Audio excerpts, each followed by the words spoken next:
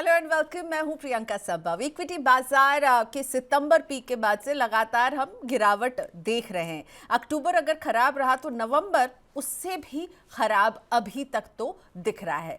तो सवाल ये उठ रहा है कि भाई किसकी नज़र लगी है बाजारों को, और हमें पता भी है किसकी नज़र लगी है। जितने भी आंकड़े आ रहे हैं और जो फिगर्स सामने आ रहे हैं, जिसमें सबसे पहले महंगाई, इसके बाद से हमने बाजार को एकदम फ्री फॉल होते हुए देखा। महंगाई अपने 14th मंथ के हाई पर है। एफआईआईज की लगातार सेलिंग बनी हुई है और अब इनकी जो सेलिंग का पूरा आंकड़ा है वो केवल अगर आप देखेंगे अक्टूबर टू नवंबर अभी तक ही 1.1 लाख करोड़ को क्रॉस कर चुका है। चाइना के स्टिमुलस पैकेज ने नर्वस किया, रही सही कसर, खराब अर्निंग्स ने बिगाड़ी, और फिर ट्रम्प फैक्टर ने जो डॉलर को मजबूती दी है। तो इन सारे फैक्टर्स के साथ अभी हमें भारतीय बाजार को कैसे देखना चाहिए? क्या ये गिरावट खिंचेगी और लंबी खिंचने वाली है? आपको क्या करना है अगर आप इन्वेस्टर हैं? आप इक्विटी में डायरेक्टली निवेश करते हैं या फिर आप म्यूचुअल फंड के जरिए निवेश करते हैं? ये सारे सवाल आपको भी परेशान कर रहे होंगे कि अभी आपको क्या करना है। तो इन सवालों का जवाब देने के लिए मेरे साथ जुड़ रहे हैं आशीष सोमैया जी। बाजार का जाना माना नाम है, सीईओ है White Oak Capital Mutual Fund के। Ashish, thank you so much, आपने वक्त निकाला। तो बाजार को किसकी नजर लगी है? हम तो बहुत सारे फैक्टर्स देख रहे हैं और हम तो as investor, as someone who watches market and do shows on market, ये कह सकते हैं शायद इस वजह से हुआ या उस वजह से हुआ। पर आपको क्या लग रहा है, किसकी नजर लगी है हमारे भारतीय बाजारों को? प्रियंका जी, एक्चुअली क्या होता है कि एक ऑन अ लाइटर नोट अगर मैं आपको बताऊं तो हर साल बहाना अलग होता है। लेकिन मैंने देखा है कि हर साल एक बार मार्केट अपने ऊपर के लेवल से 10-15% गिरता जरूर है, और हर दूसरे तीसरे साल में मार्केट न्यू हाई भी बनाता है।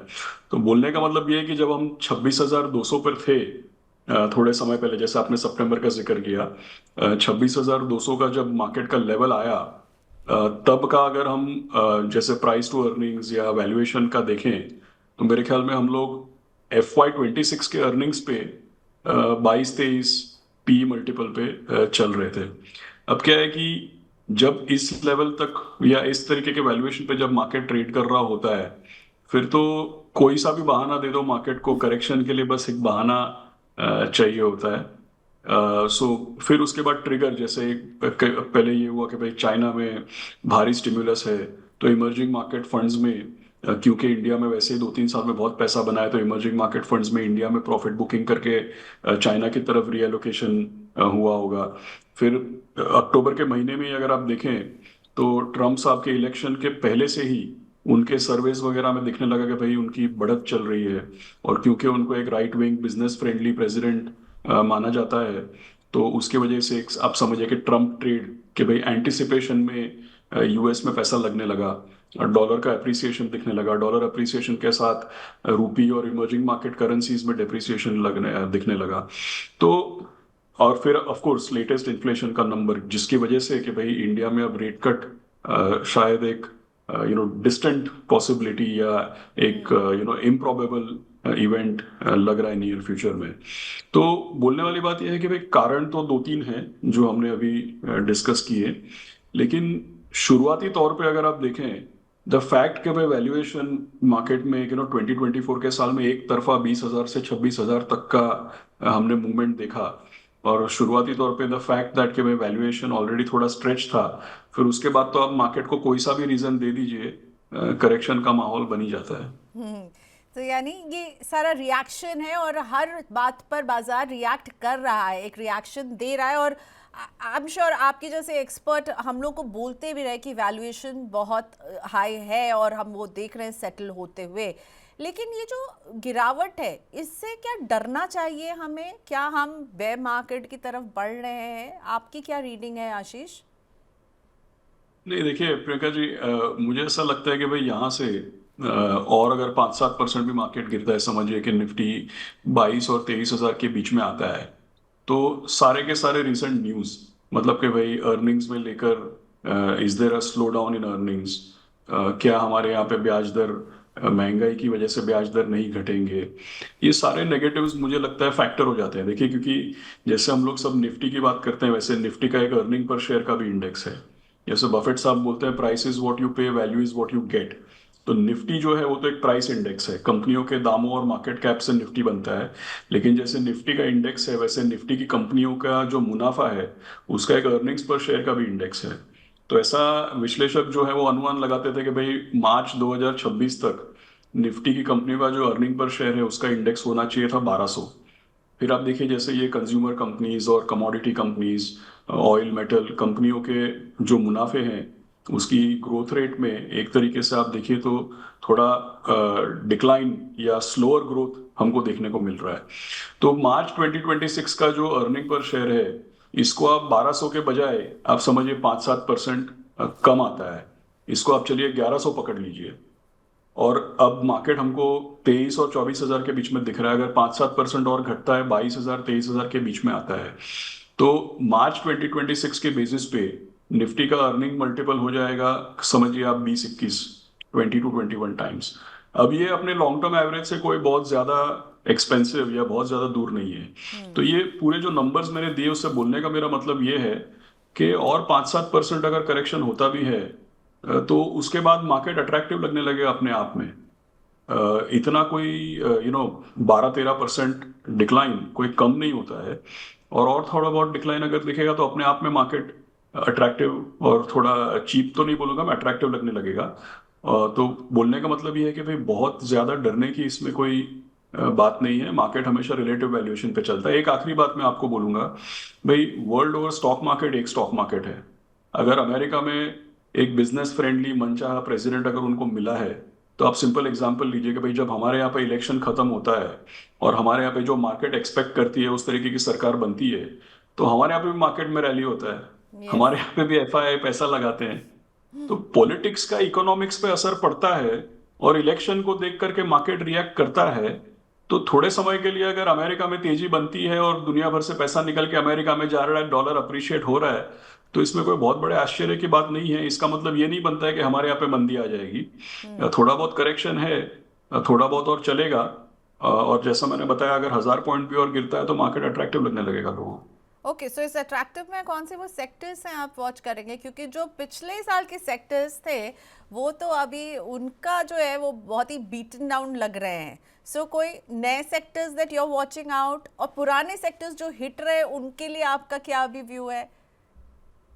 बहुत इंपॉर्टेंट क्वेश्चन है प्रियंका जी। देखिए क्योंकि क्या होता है कि आपने बहुत अच्छे तरीके से इसको लेआउट किया है कि देखिए आमतौर पे इन्वेस्टर्स हैं, निवेशक हैं, अगर इनको मार्केट एक लोअर लेवल पे समझिए कि भाई people start nibbling in, people start entering into the market, तो टेंडेंसी ये रहती है कि पिछले 3 साल 2 साल जहां पे बहुत पैसा बना और जो सेक्टर्स में अब भारी गिरावट हुई है, तो समझिए कि आप PSU banks, overall PSUs, defence, infrastructure, जो चीजें बहुत ज्यादा गिरी है, और इन्हीं चीजों में पिछले 3 साल में पैसा भी बना है। बिल्कुल। तो लोगों की टेंडेंसी ऐसी होती है कि भाई इन्हीं चीजों पे एवरेज करो।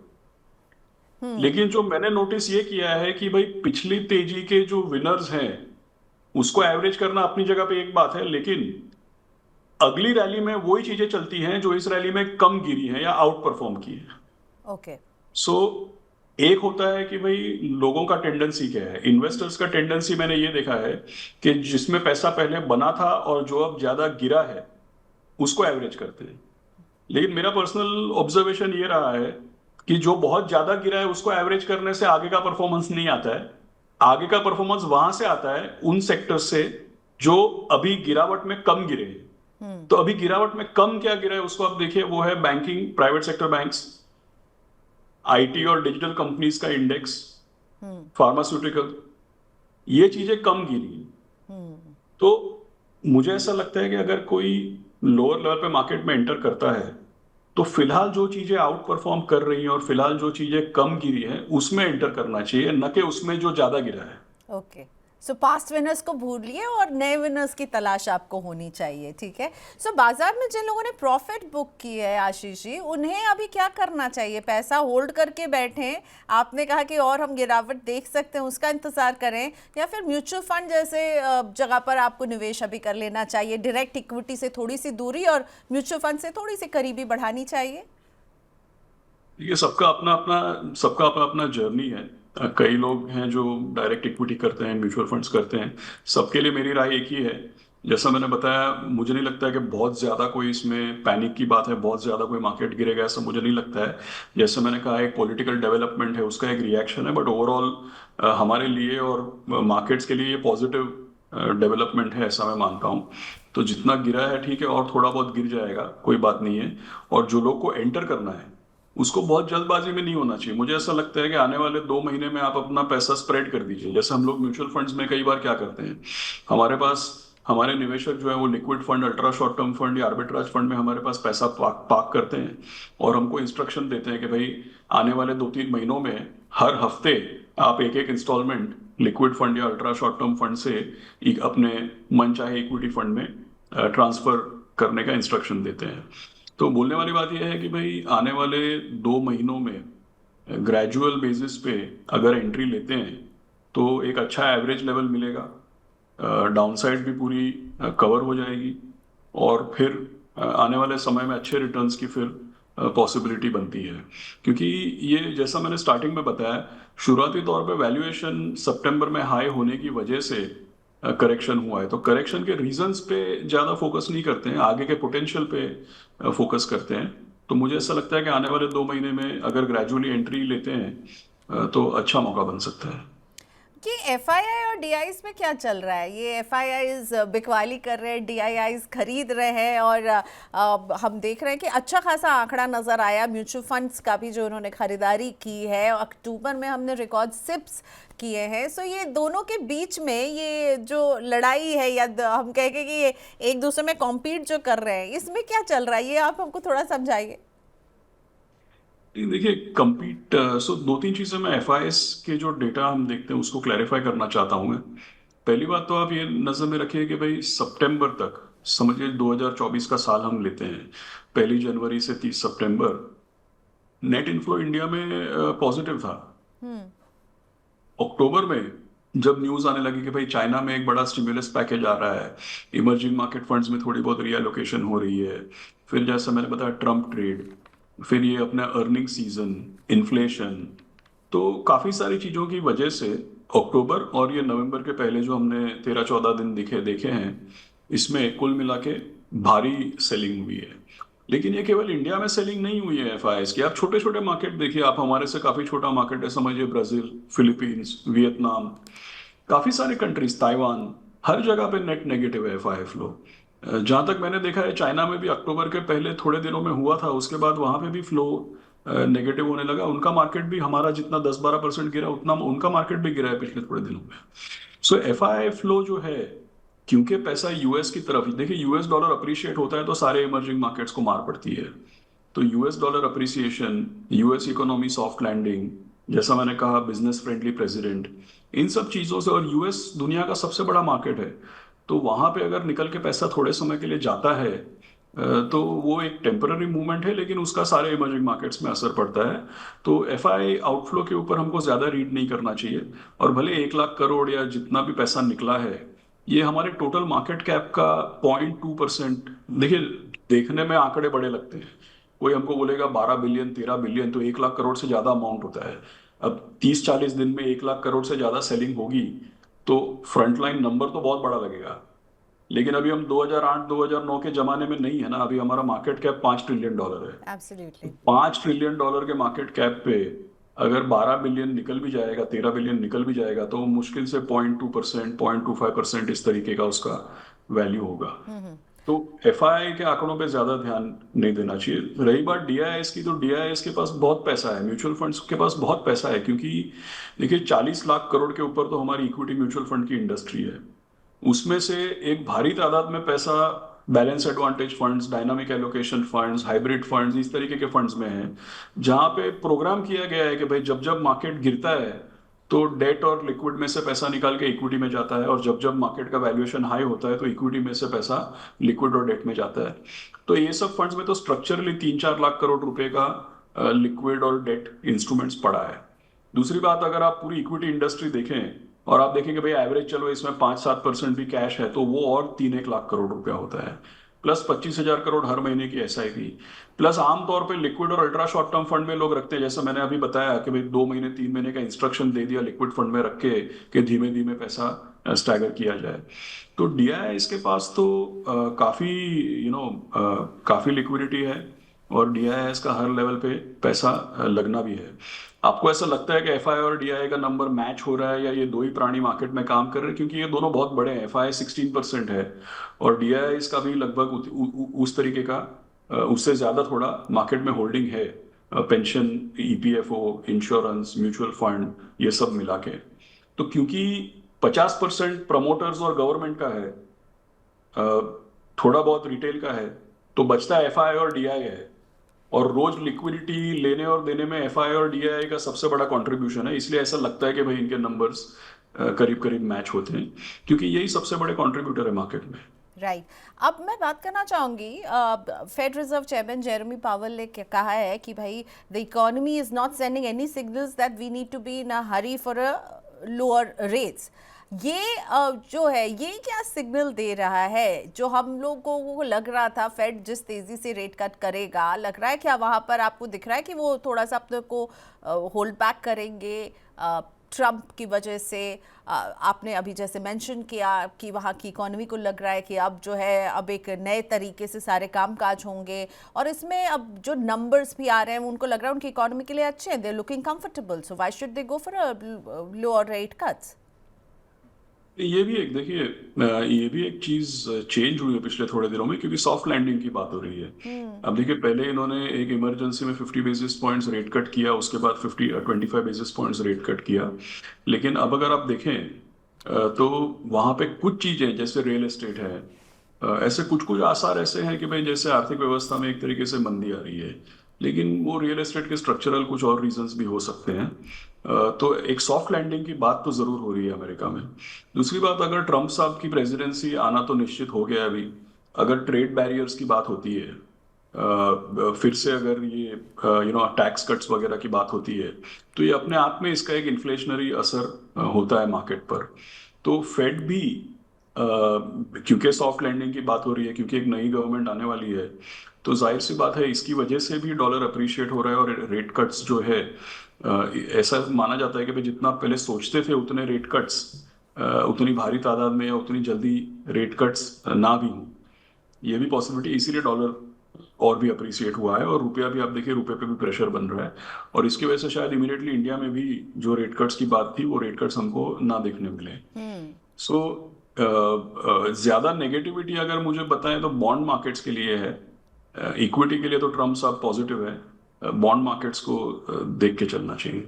और अगर इंटरेस्ट रेट हाई रहते हैं शॉर्ट टर्म में, तो फिर आपको क्या लगता है इक्विटी से हटकर डेट में निवेश करने का ये सही टाइम होगा?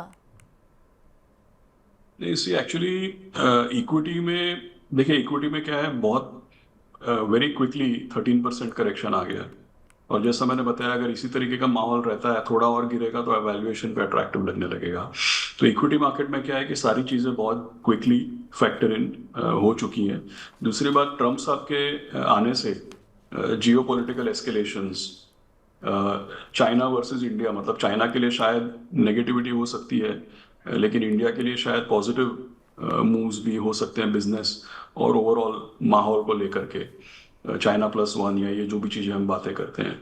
सो अल्टीमेटली ट्रम्प साहब की ये जो विक्ट्री है, वो मुझे ऐसा लगता है कि शॉर्ट टर्म, क्योंकि पैसा अमेरिका में जा रहा है इसलिए नेगेटिव है, लेकिन लॉन्गर टर्म वर्ल्ड मार्केट्स के लिए, इंडियन मार्केट्स के लिए, शायद चाइना के लिए इतना ना हो, लेकिन वर्ल्ड मार्केट्स और इंडियन मार्केट्स के लिए पॉजिटिव है। इसलिए मैंने कहा कि भाई इक्विटी में तो चलिए ठीक है, करेक्शन होगा, फिर एक पॉजिटिविटी बनेगी क्योंकि लॉन्ग टर्म ये पॉजिटिव है, लेकिन डेट मार्केट जो है उसमें थोड़ा अभी आने वाले 3 से 6 महीने संभल के चलना चाहिए, क्योंकि इंडिया में भी एक तरीके से 10 ईयर बॉन्ड काफी रैली कर चुका था इस एक्सपेक्टेशन में कि इंडिया में भी रेट कट्स स्टार्ट होंगे। तो अभी मार्केट वॉलेटाइल रहेगा आने वाले थोड़े दिनों तक, और बॉन्ड मार्केट्स मुझे ऐसा लगता है नुकसान भी हो सकता है, तो जल्दबाजी नहीं करनी चाहिए बॉन्ड मार्केट्स में। ओके, अब मैं अगर आपसे बात करूं और म्यूचुअल फंड निवेशकों के लिए नहीं बात करूं तो ये गलत होगा। बहुत सारे लोग हम लोगों से पूछ रहे हैं, जो मैं म्यूचुअल फंड का लाइव शो लेकर आती हूं, कि क्या ये लमसम इन्वेस्टमेंट करने का सही समय है। आप उन्हें क्या कहना चाहेंगे? अभी अगर कोई 1 लाख रुपए का लमसम इन्वेस्टमेंट करना चाहता है, is this the right time in mutual funds? इसी जैसा मैंने बताया, आने वाले 1-2 महीने में पैसा स्प्रेड करना चाहिए। कभी भी देखिए, एक डिटर्मिनिस्टिक तौर पे भाई ये चलिए 23,400 आ गया तो यही बॉटम है, ऐसा जब मार्केट एक मोमेंटम से, एक रफ्तार से गिरता है तो गिरते गिरते और 1,000 पॉइंट जा सकता है, उसका कोई गारंटी नहीं है और उसको कोई आप एक्यूरेटली टाइम भी नहीं कर सकते हैं। तो जैसा मैंने पहले बताया, मुझे ऐसा लगता है कि आने वाले 2 महीने में अ, देखिए 1 लाख रुपया हो चाहे 1 करोड़ रुपया हो, सबको अपना पैसा प्यारा है। सबके लिए 1 रुपए की कीमत है उसकी। तो आने वाले 2 महीने में स्प्रेड करना चाहिए, ये बेटर सजेशन रहेगा। लमसम मार्केट में जंप करना, अगर चलिए और गिरता है तो फिर से बात करेंगे, फिर उसको रिव्यू कर सकते हैं, लेकिन फिलहाल तो ऐसा नहीं लगता है मुझे। सो स्टैगर्ड वे में करना चाहिए। और अगर मैं 1 लाख से रेट बढ़ा के कह दूं कि भैया 10 लाख का निवेश करना है मुझे, तब भी यही आप फॉलो करेंगे कि उसे स्टैगर्ड वे में करें और उसे 2 महीने में स्प्रेड आउट करें? तो किस तरह की स्कीम्स चुने अभी? नहीं, एडवाइस मेरी सेम रहेगी। स्कीम्स में थोड़ा ज़्यादा लार्ज कैप की तरफ रुख करना चाहिए। तो अगर कोई ऐसा सोचता है कि भाई फ्लेक्सी कैप फंड में करें, दैट विल बी बेटर, या तो प्योर लार्ज कैप फंड में करें, that would be better. Okay, और अगर कोई 5,000 रुपए की सिप शुरू करना चाहता है, हमने लमसम की बात कर ली, is this a right time? क्योंकि सिप इन्वेस्टर्स जो होते हैं ना, वो जो है बहुत ही सोच समझ करके पैसा लगाते हैं, क्योंकि उनको हर महीने अपनी इनकम से एक हिस्सा जो इधर कंट्रीब्यूट करना है, ठीक है। एंड वो बहुत वरिड भी होते हैं, क्योंकि ज़्यादातर वो हैं जो सैलरीड हैं, जिनको हर महीने जी। सैलरी आती है। सो अगर मैं तैयार हूँ 5,000 डालने के लिए, मैं कुछ अपने खर्चों को कहीं से मैनेज कर रही हूँ और मैं 5,000 डालने के लिए तैयार हूँ, मैं न्यू इन्वेस्टर हूँ, पर ये मार्केट गिर रहा है, तो मुझे करना चाहिए निवेश ये 5,000 की सिप, या अभी नहीं करनी चाहिए? देखिए, एसआईपी तो स्टार्ट करने का कोई राइट टाइमिंग नहीं है। एसआईपी तो स्टार्ट कर ही देना चाहिए, क्योंकि मैं समझता हूँ कि भाई अगर कोई एसआईपी कर रहा है, हर महीने निवेश कर रहा है, तो आने वाले 3, 5, 10, 15 साल की प्लानिंग से, एक डिसिप्लिन तरीके से शुरुआत करना चाहते हैं।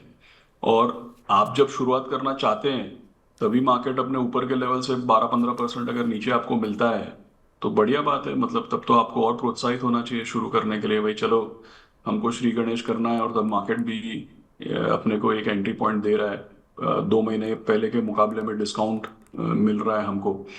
तो एसआईपी तो जब भी स्टार्ट करें, शुभ से शीघ्रम जैसे बोलते हैं, जब भी स्टार्ट करें बढ़िया मौका है। एसआईपी के लिए किस तरह की स्कीम एक फर्स्ट टाइम इन्वेस्टर जो 5,000 की सिप करना चाहता है इस बाजार में? देखिए, मुझे ऐसा लगता है कि एसआईपी का लाभ तभी मिलता है जब कोई उसको 5 साल, मतलब 60 मंथ्स, उसको मतलब हर तरीके के मार्केट फेज, ऊंच नीच में बिना डरे, बिना डिसिप्लिन को तोड़े, अगर 4-5 साल एसआईपी चलती है तभी उसका फायदा होता है। और दूसरी बात, मुझे ऐसा लगता है कि मल्टी कैप फंड में करना चाहिए। मल्टी कैप फंड का मतलब ये है कि भाई इसमें large cap, mid cap, small cap, सभी तरीके के मार्केट कैप में पैसा लगता है। आज आप देखें तो लार्ज कैप रिलेटिवली चीपर है compare to mid cap and small cap. Mid cap में थोड़े वैल्यूएशंस हाई, और मिड कैप के यूनिवर्स भी बहुत नैरो है, 150 स्टॉक है केवल उसमें। और स्मॉल कैप तो ऐसा है कि भाई उसमें कंटिन्यूसली न्यू आइडियाज हमारी चलती रहती है। तो मुझे ऐसा लगता है मल्टी कैप फंड में करना चाहिए, और कम से कम 5 साल की एसआईपी रजिस्टर करना चाहिए। उसको आप डिसिप्लिन तरीके से फॉलो करिए, फिर आप देखिए 5 साल के एंड में और आगे के समय में उसमें बढ़िया परफॉर्मेंस और रिटर्न देखने को मिल सकता है। आशीष, म्यूचुअल फंड इंडस्ट्री की एक सबसे बड़ी समस्या है कि लोग सिप तो शुरू कर देते हैं, फिर जब ऐसे बाजार के करेक्शंस आते हैं और भी कुछ जब वो मोमेंट देखते हैं, तो वो नर्वस होकर के उसको रोक देते हैं, कंटिन्यू नहीं करते हैं। The life of SIP of many investors जो है वो छोटी हो जाती है। आप लोग इसके बारे में बहुत बात करते हैं, डर जाते हैं, नर्वस हो जाते हैं, पैसों की कमी हो जाती है, फिर समझ में नहीं आता 5 साल तक निवेश करूंगा क्या मिलेगा क्या नहीं। सो अभी के बाजार में ये नर्वस वाले इन्वेस्टर्स बहुत होंगे, उनको आपका क्या मैसेज है? देखिए, एक्चुअली ये थोड़ा एक शॉर्ट डिस्कशन में आपको बताता हूँ। हमने इसके ऊपर काफ़ी एनालिसिस किया है वाइट ओक में, और लोगों को जान करके आश्चर्य होगा मैं क्विकली आपको एक कंपैरिजन देता हूँ प्रियंका जी। आप समझिए कि इन्वेस्टर ए और इन्वेस्टर बी, दो इन्वेस्टर है। अलग अलग समय पे, भले स्कीम समझिए सेम है, लेकिन अलग अलग समय पे इन्होंने एसआईपी करनी चाहिए। और समझिए इन्वेस्टर ए इन्वेस्टर बी दोनों 10 साल की एसआईपी करते हैं। अब 5 साल के एंड में हम मिलके उनको एक रिव्यू के लिए बुलाते हैं। अब इन्वेस्टर ए जो है वो आते हैं हमारे पास और बोलते हैं कि भाई मेरा तो 5 साल बहुत खराब गया। पूरे 5 साल निकल गए, 60 इंस्टॉलमेंट निकल गए, मेरा तो 8% भी रिटर्न नहीं आ रहा है। मार्केट में कुछ हो नहीं रहा है, जैसा अभी आप बता रहे हैं ना कि भाई मार्केट खराब चल रहा है। तो समझिए इन्वेस्टर ए जो है उसका 5 साल 60 इंस्टॉलमेंट उन्होंने डिसिप्लिन तरीके से कंट्रीब्यूट किया, लेकिन मार्केट ऐसा ही रहा, मतलब समझो कोई रिटर्न ही नहीं बना। और इन्वेस्टर बी जो है वो 5 साल के एंड के रिव्यू में आके बड़े खुश होते हैं, बोलते हैं भाई मेरा तो 15% कंपाउंडेड रिटर्न बन रहा है, क्या बढ़िया एडवाइस दिया आपने, मैं तो बहुत खुश हूँ। तो चलिए इन्वेस्टर ए इन्वेस्टर बी दोनों का 5 साल के एंड का ये रिव्यू है। हम उनको प्रोत्साहित करते हैं कि भाई आप और 5 साल कंटिन्यू कीजिए, क्योंकि हम तो 10 साल का प्लान बना के आए थे। अब 10 साल के एंड में दोनों को वापस आप बुलाइए। आपको जान के आश्चर्य होगा कि इन्वेस्टर ए जो है जिसका पहला 5 साल खराब गया, 10 साल के एंड में उनका रिटर्न ज्यादा बनेगा। और इन्वेस्टर बी जो है जिनको पहले 5 साल में बहुत अच्छा रिटर्न मिला था, 10 साल के एंड में उनका रिटर्न कम आएगा। क्यों? क्योंकि भाई आपको अगर लंबे अरसे के लिए एसआईपी करना चाहते हैं और आपके शुरुआती जो एसआईपी का शुरुआत का समय है उसमें अगर मार्केट चलता नहीं है, तो नीचे के लेवल में आपका बहुत सारे इंस्टॉलमेंट लग जाते हैं, आपको यूनिट ज्यादा मिलते हैं। और फिर बैक एंडेड बेसिस पे जब मार्केट चलेगा तो ज्यादा नंबर ऑफ यूनिट्स पे आपकी एनएवी मूवमेंट होगी। और जिसको पहले ही बढ़िया रिटर्न मिल गया उसका मतलब कि एनएवी पहले ही चलने लगी, तो ज्यादा एनएवी में पैसे लगे और यूनिट्स कम आए, तो आगे के समय में कम यूनिट्स के ऊपर अप्रिसिएशन आएगा तो उनका रिटर्न कम आएगा। तो एसआईपी अगर आप शुरू करते हैं और जब आप स्टार्ट करते हैं तब मार्केट वॉलेटाइल है, टर्बुलेंट है, रिटर्न अच्छा नहीं बन रहा है, आपको डिमोटिवेशन हो रहा है, आप डिस्करेज हो रहे हैं कि भाई इसको कंटिन्यू करें कि नहीं करें, तो आपको हमेशा ये ध्यान में रखना चाहिए कि slow start is a good start. क्योंकि अगर पहले मार्केट नहीं चला तो आपके ज्यादा यूनिट्स आएंगे, और लंबे अरसे के लिए वही इंपॉर्टेंट चीज है रिटर्न बनाने के लिए। So by तो that logic, this is the right time कि आपको निवेश शुरू करना चाहिए। निवेश शुरू करना चाहिए। और प्रियंका जी जिसको एसआईपी करना है लंबे समय के लिए उसको तो यही प्रेयर करना चाहिए कि भाई जब तक मैं पैसा लगा रहा हूं मार्केट अपना धीमे धीमे चले, और जब मुझे एक्चुअली अपने गोल्स फुलफिल करने की जरूरत पड़े तब मार्केट ऊपर जाए तो अच्छा है। जब आप राइट। पैसा लगाना शुरू ही कर रहे हैं तभी अगर मार्केट ऊपर चला जाएगा तो आपकी एवरेजिंग कैसे होगी और आपका आगे का आईआरआर कैसे बनेगा। इसलिए मैंने बोला कि for a long term SIP slow start is a great start, क्योंकि उसी से एवरेजिंग बेटर होती है।